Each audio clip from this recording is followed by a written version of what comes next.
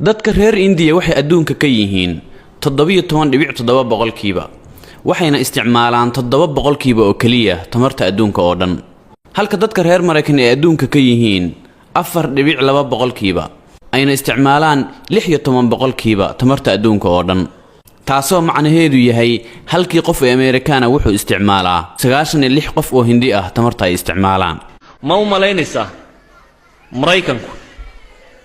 wuxuu leeyahay waxay ku tilmaamaan maxay alamni alqawmi national security gooda kuwa marka la define gareynayo la sharxayo maxaa national security bergii hore national security ga inta badan waxa ay duwalku u fakari jireen inuu yahay maxay alamni alaskari in la helo xuduudda wadanka in la nabadgelin karo imka waa la balaadhiyay falsafada alamni alghadaaya alamni kada rafahiyada wadanka ila ilaaliyo inaanu dhaqaalihiisu hoos u dhicin kan u dhicin waxa kan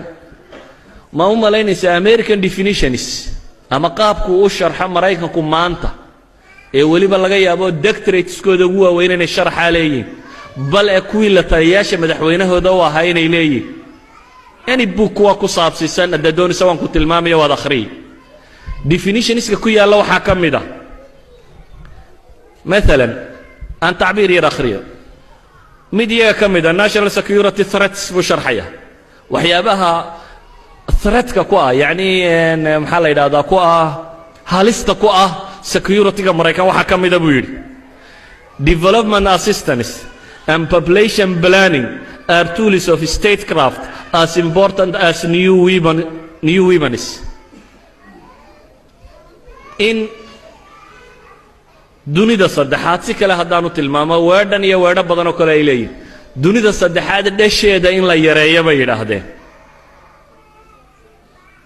oo ah development assistance inaynu bixinno population planningna dunida aynu u samayno dadku intaynu doonayno aanu ka badanin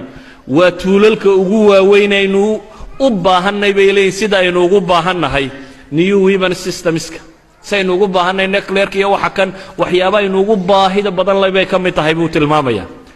bal wuxuu sheegayaan xad ay gaadheen inay yiraahdaan ilmaha dunida saddexaad ku dhalanaya wuxuu threat ku yahay security-ga Mareykan ma u malaynaysaa adiga taas inay tahay rag waaweyn falsafada ay amisayna wadan dhan policy isku salaysay maxaa keenay waa dunidan dadka ku filayn sida ay sheegayaan iyagu hungurigi baa intuu batay baa nation dunida ka mid leeyay bahashuba inaga inaguma filan dadka kale aan yareyno